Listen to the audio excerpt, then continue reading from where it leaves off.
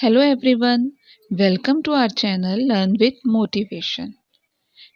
इस वीडियो में हम क्लास 9 की subject information technology code 402 book domestic data entry operator unit 1 introduction to IT and ITeS industries का chapter के MCQ करेंगे। इन एमसीक्यू को करने के बाद आप इजीली अपने एग्जाम में fill in the blanks, MCQ, true false, even 2 marks के क्वेश्चन भी अटेम्प्ट कर सकते हैं, इजीली अटेम्प्ट कर सकते हैं। तो चलिए रिवाइज करते हैं, बट मैं आपको एक सजेशन देती हूँ कि टोटल इस वीडियो में मैंने 15 एमसीक्यू लिए हैं, तो आप एक कॉपी पे क्या कीजिए 1 to 15 तक काउंटिंग लिख लीजिए, ठीक है। और जो क्वेश्चन मैं आपको प्रेजेंट करूँगी आप पहले से ही उसका आंसर टिक कर लीजिएगा। अगर आपका आंसर सही आता है तो आप अपने आप को टिक कर लीजिए और गलत आता है तो क्रॉस। और लास्ट में आपके 15 में से जितने मार्क्स आते हैं कमेंट करके ज़रूर बताइएगा। Let's start the video. First question is dash means creating, managing, storing and exchanging information. आपसे ही पूछा गया है कि किसका मतलब होता है कि क्रिएट करना, मैनेज करना, स्टोर करना या एक्सचेंज करना किसी भी इंफॉर्मेशन को। तो आपको यहाँ 3 ऑप्शन दिए गए हैं। Internet protocol. Internet protocol basically जो इंटरनेट को चलाने के लिए कमांड होती है ना, जैसे HTTP, तो इस तरह के कमांड्स को इंटरनेट प्रोटोकॉल के अंदर इंक्लूड किया जाता है। तो ये नहीं हो सकता क्योंकि इसमें किसी भी इंफॉर्मेशन को क्रिएट, मैनेज, स्टोर और एक्सचेंज करने का काम नहीं हो रहा। इंफॉर्मेशन टेक्नोलॉजी हो सकता है क्योंकि इंफॉर्मेशन टेक्नोलॉजी का तो मतलब ही यही है कि इंफॉर्मेशन को क्रिएट करना, मैनेज करना। लास्ट है learning management system. Learning management system तो स्कूल्स में यूज किया जाता है, तो दैट मीन्स कि हमारा राइट आंसर है इंफॉर्मेशन टेक्नोलॉजी। चलिए नेक्स्ट क्वेश्चन पे चलते हैं। सेकेंड क्वेश्चन है information technology that enables the business by improving the quality of service is called. Information technology का यूज करके आप बिजनेस की क्वालिटी किस तरह से इंप्रूव करते हो, तो उसे क्या कहते हैं? Internet protocol. मैंने आपको ऑलरेडी बोला कि इंटरनेट प्रोटोकॉल का क्या मतलब होता है। इंटरनेट को जब यूज करते हैं तो उसी का जो कमांड्स होती है वही इंटरनेट प्रोटोकॉल होती है। इंटरनेट टेक्नोलॉजी तो अब अभी हम सीख के आए हैं कि किसी भी इंफॉर्मेशन को क्रिएट करना, मैनेज करना, स्टोर करना और एक्सचेंज करने को इंफॉर्मेशन टेक्नोलॉजी बोलते हैं। तो दैट मीन्स कि सी वाला इंफॉर्मेशन टेक्नोलॉजी एनेबल्ड सर्विस, ऐसी सर्विस जो कि हम इंफॉर्मेशन टेक्नोलॉजी की हेल्प से अपना बिजनेस इंप्रूव करने के लिए यूज करते हैं। तो that means right answer is C. आगे चलते हैं। Full form of GDP. GDP की फुल फॉर्म क्या है? Gross domestic product. हाँ, ये हो सकता है। ग्रॉस डोमेस्टिक प्रोसेस ऐसा कोई वर्ड ही नहीं होता। ग्रॉस डेटा प्रोसेस ऐसा भी कुछ नहीं होता। तो right answer is gross domestic product. Fourth है dash services means performing business operations through an outside service provider. तो ऐसी कौन सी सर्विस है जिसमें कि हमें जो बिजनेस चलाने के लिए, मतलब अगर किसी का बिजनेस चल रहा है लेकिन वो किसी और से उसकी सर्विस ले रहा है, ठीक है। तो अब हम नीचे देखो, हमें फुल फॉर्म्स दे रखी हैं। बीबीसी। बीबीसी का फुल फॉर्म होता है ब्रिटिश ब्रॉडकास्टिंग कॉरपोरेशन। ये एक टीवी चैनल का मतलब नाम है। जैसे आपका जी टीवी होता है, ऐसे ही ब्रिटिश में चलने वाले चैनल का नाम है बीबीसी। बीपीओ। बीपीओ का फुल फॉर्म होता है बिजनेस प्रोसेस आउटसोर्सिंग।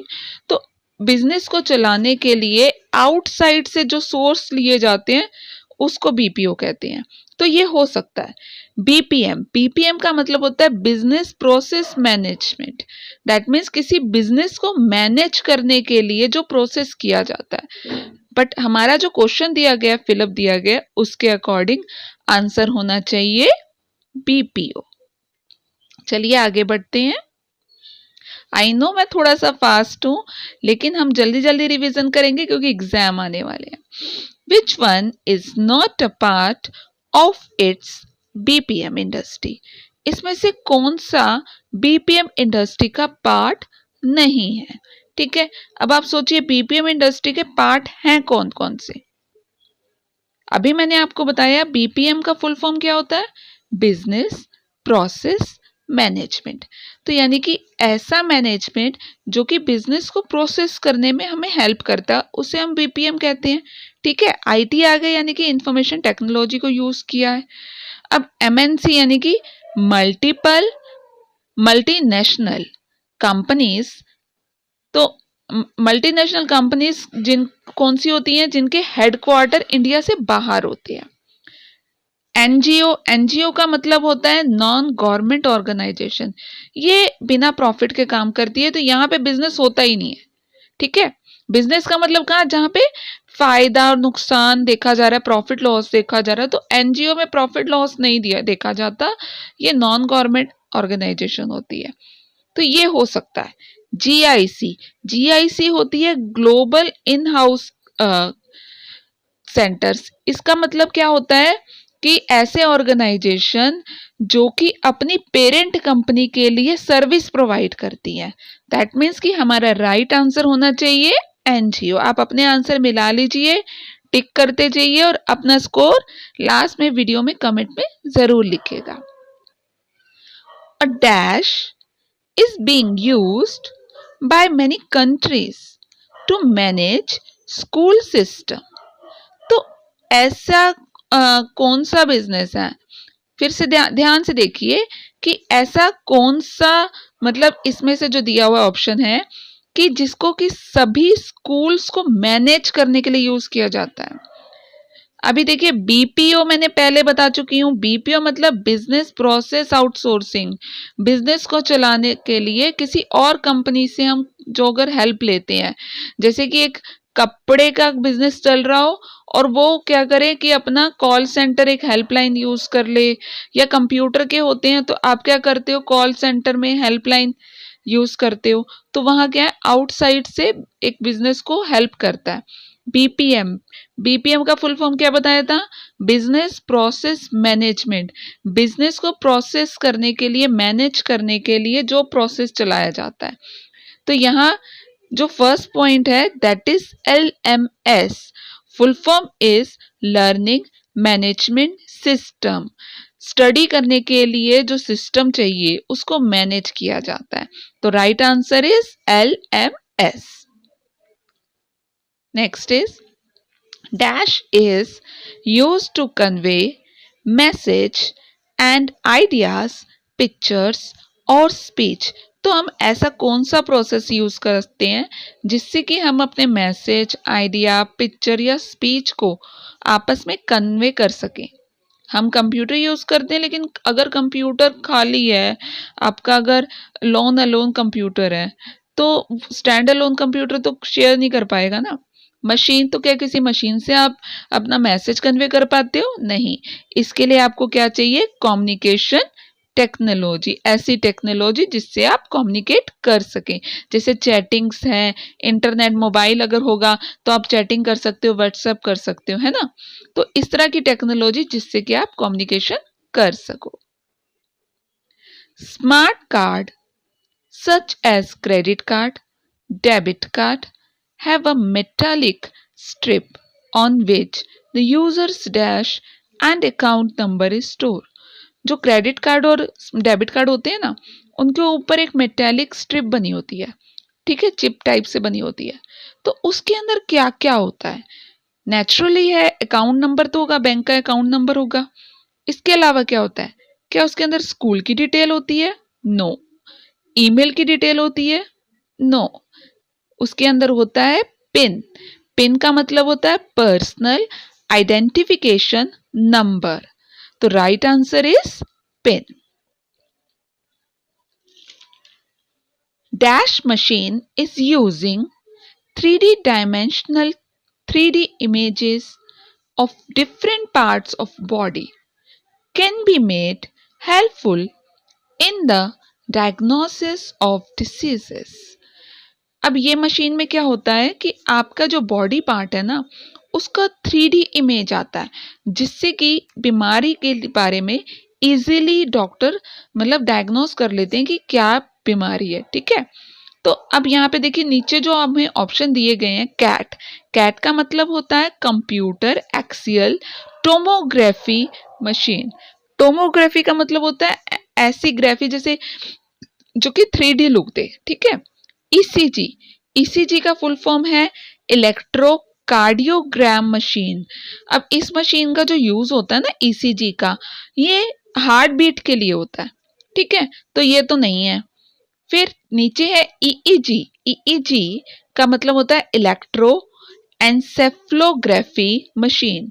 इसका यूज क्या होता है, ब्रेन की एक्टिविटी को रिकॉर्ड करने के लिए होता है, तो ईईजी भी नहीं है। तो right answer is A, CAT. Dash is use to monitor the heart beat. अब भी दिया है आपको आंसर, क्या इसका आंसर ईईजी है? ईईजी का फुल फॉर्म क्या हुआ, इलेक्ट्रो एनसेफ्लोग्राफी मशीन, लेकिन ये किसकी एक्टिविटी नोट करता है, ब्रेन की। एमआरआई का फुल फॉर्म है मैग्नेटिक रेजोनेंस इमेजिंग मशीन। इसका काम क्या है कि आपके पूरी बॉडी के इंटरनल ऑर्गन जो होते हैं ना, उसका डिजिटल इंप्रेशन प्रेजेंट करता है। तो दैट मीन्स कि एमआरआई भी नहीं है, क्योंकि हमें सिर्फ हार्ट बीट को देखना है। ईसीजी, ईसीजी का फुल फॉर्म है इलेक्ट्रोकार्डियोग्राम मशीन। ये हमारी हार्ट बीट को मॉनिटर करता है, ठीक है। Right answer is ECG. Next आते हैं, बैंक यूज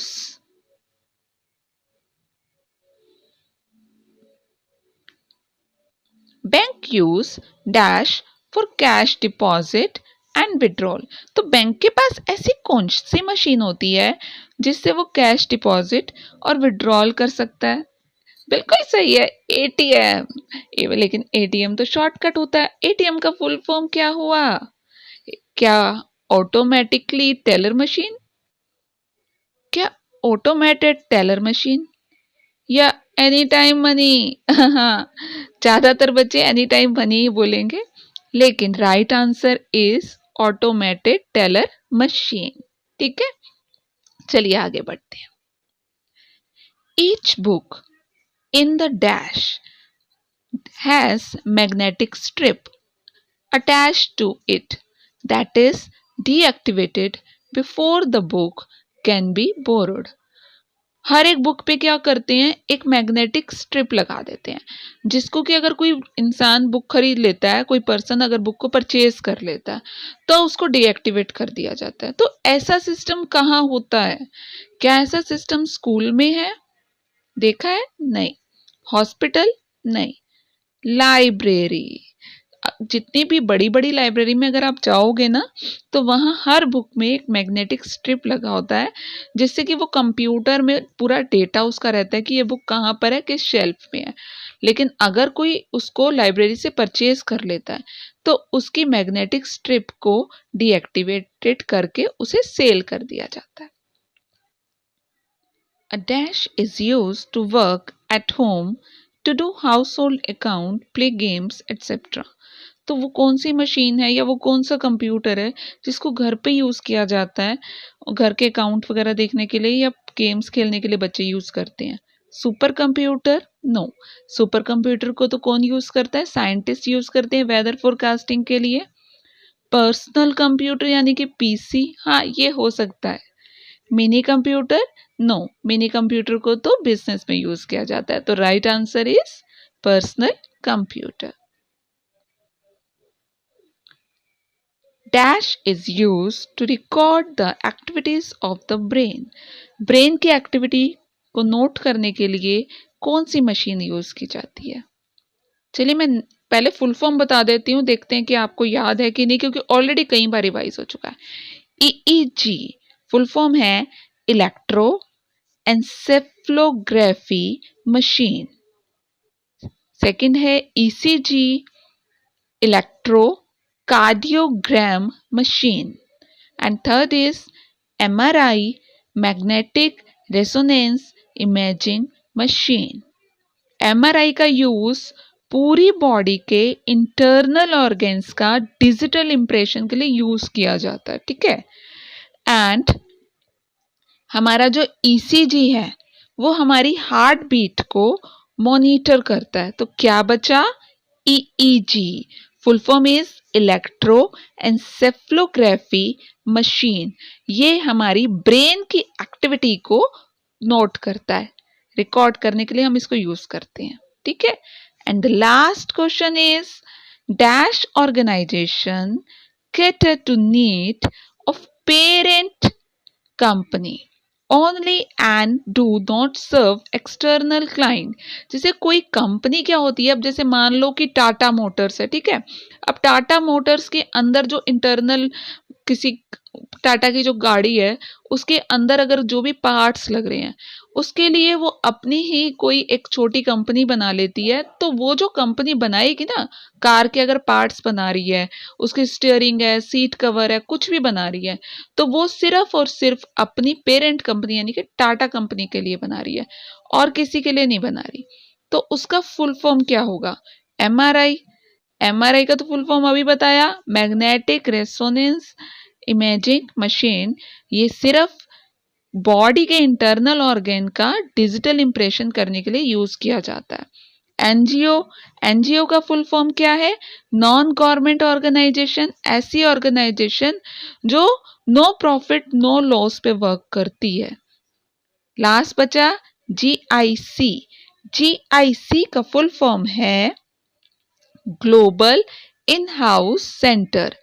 ये ऐसी ऑर्गेनाइजेशन होती है जो कि सिर्फ और सिर्फ अपनी पेरेंट कंपनी के लिए वर्क करती है और उसकी नीड को फुलफिल करती है। अब जल्दी से अपने मार्क्स कमेंट में लिख दीजिए। Hope you like the video and don't forget to like and subscribe the channel. Thank you.